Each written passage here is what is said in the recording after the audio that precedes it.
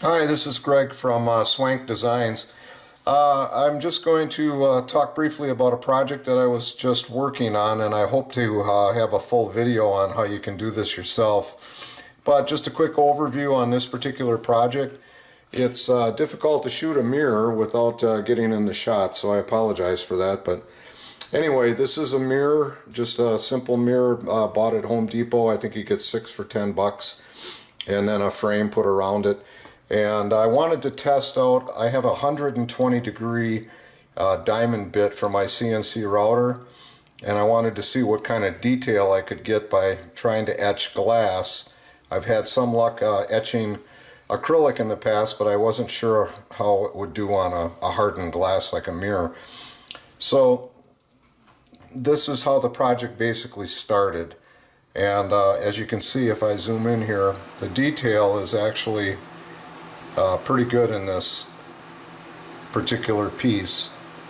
And started the next project, which is a mirror a mirror without the etching, but I wanted to do a light box, something an infinity mirror type approach to this. So I engraved, I'll turn this on now and you can see what happens.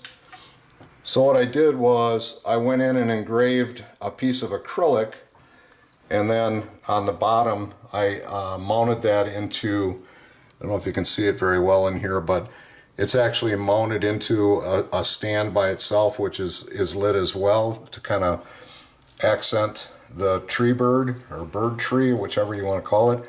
And then of course the infinity goes pretty deep with this particular box. So this is just a brief overview on what I did with this particular project, and what I would like to be able to do in the not too distant future is to share with you how I built this. But I'm just getting started in this videotaping and editing process, so I'll talk more about this as time goes on and I can get my channel up and running and things like that.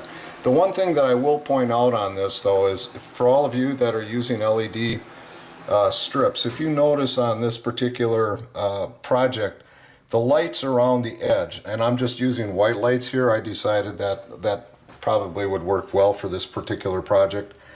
But if you'll notice around the edges, on these light strips, when you get them, they're usually on white tape. And I did have the white tape around there, but it was just so noisy. It really distracts because you see every detail. You see all of the diodes and the copper spots and all that kind of stuff, and it was driving me crazy. I thought, well, how can I eliminate that? I tried painting in between the diodes and things, and I ended up with issues with that. It just looked sloppy.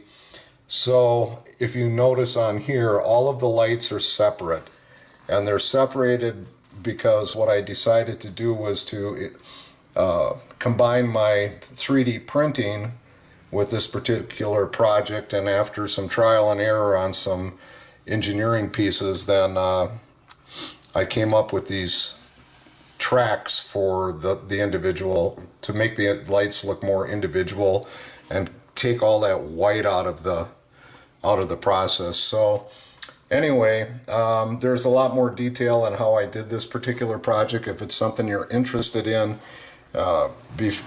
be kind enough to comment below.